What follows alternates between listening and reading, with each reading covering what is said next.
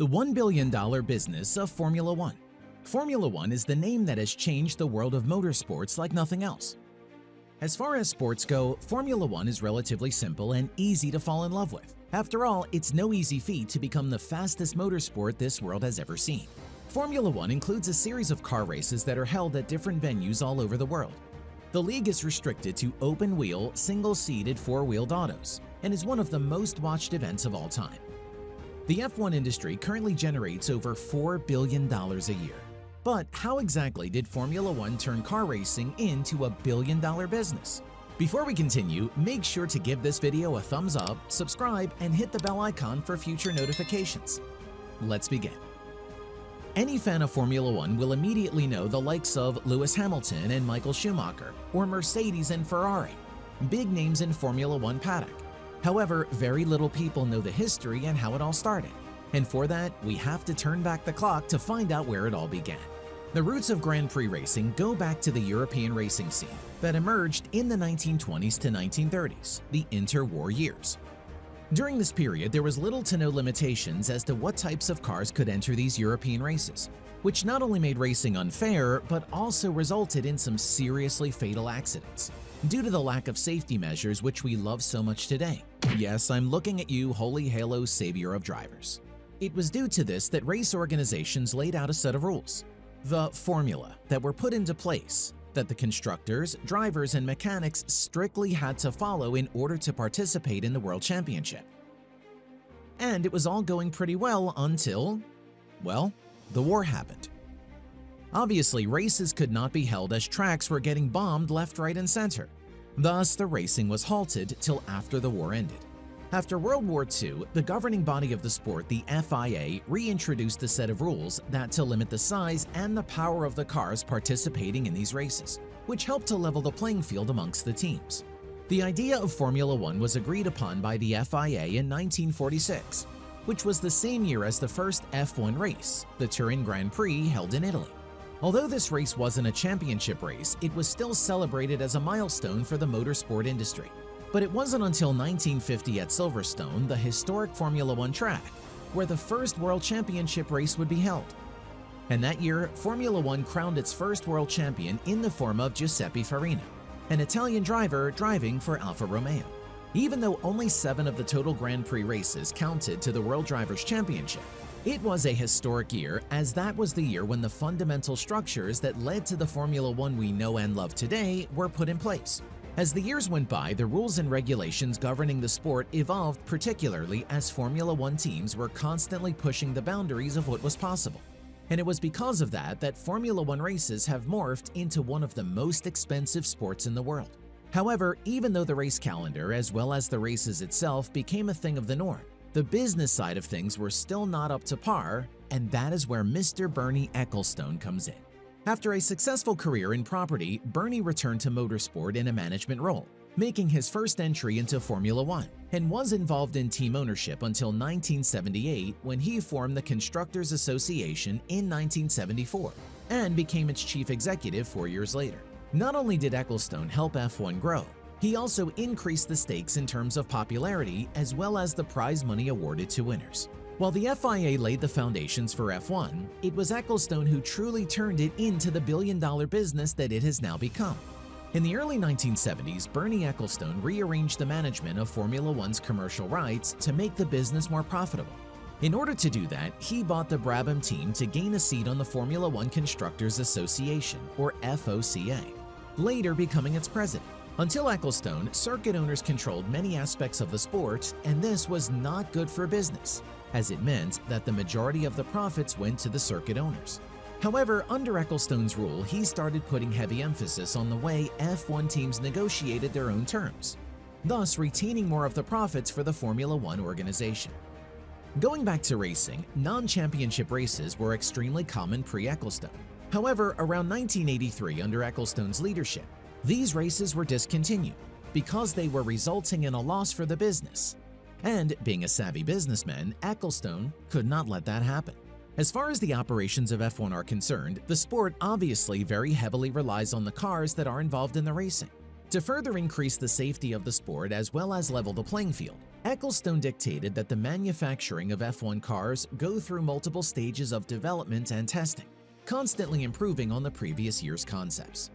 Around the same time, spectator safety was also heavily emphasized on making F1 a safe sport to watch and enjoy. An example of this was in 1970, when it became compulsory for circuits to have spectators 3 meters behind any fencing with constant regulation. As far as the F1 teams go, sponsorships are the key to income. Well, unless you are Ferrari, who apparently has the deepest pockets. But we'll talk about that in a separate video. The sponsors provide the teams with enough funding to help them run the tracks, and the teams return the favor by plastering sponsor logos on the cars, giving airtime to the sponsors. On average, sponsorship contracts are negotiated for a minimum of 2 years and a maximum of 5, allowing the teams to participate fully in the sport without fretting over funds, as a spot on the wing mirror of the car can cost up to $2 million. So let's talk about revenue generation in Formula One. It is no secret that F1 makes a huge amount of money through television and media rights. In the USA alone, the rights to show F1 races in 2017 were worth $4 million US, which just goes to show the scale at which F1 functions. A huge success factor for F1 is the fact that it personally manages all TV logistics at all of the venues and provides what is called a global feed to hundreds of TV networks, each of whom pay a price to broadcast this feed, further adding to the huge revenue generated by the Formula One organization. Another revenue generation method that Formula One employs is race sanctioning fees, which basically means that every venue that wants to host an F1 race needs to pay the company a certain amount of money to be added to the calendar. Under Bernie's leadership, all of these fee contracts were made to be confidential, so that there would be no publicization of these terms. F1's third biggest revenue stream is a combination of ticket sales and other paid partnerships with companies or products. As if the venue fee wasn't enough, F1 also has a rightful stake in the ticket sales, and all of this is typically accounted for in the initial contract. Newer venues with higher fees typically pay less in admissions revenue, and established tracks with lower than average fees pay more from admissions. According to research by Deloitte, the 18 Grand Prix in 2007 produced average revenues of $217 million. This is much higher than in other sports. Revenues per game in the NFL are an estimated $24 million, $8 million in the FA Premier League, and $2 million in the MLB.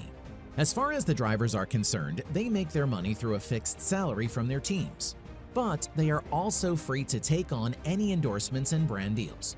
And considering the fact that F1 practically runs on media publicity, this is a relatively viable way of income generation. But depending on a driver's status, he might be paid to race for a team, or on the other hand, he may even pay them to let him drive. Nowadays, it's more common for a driver to bring sponsors to a team that may directly or indirectly finance his place in the squad.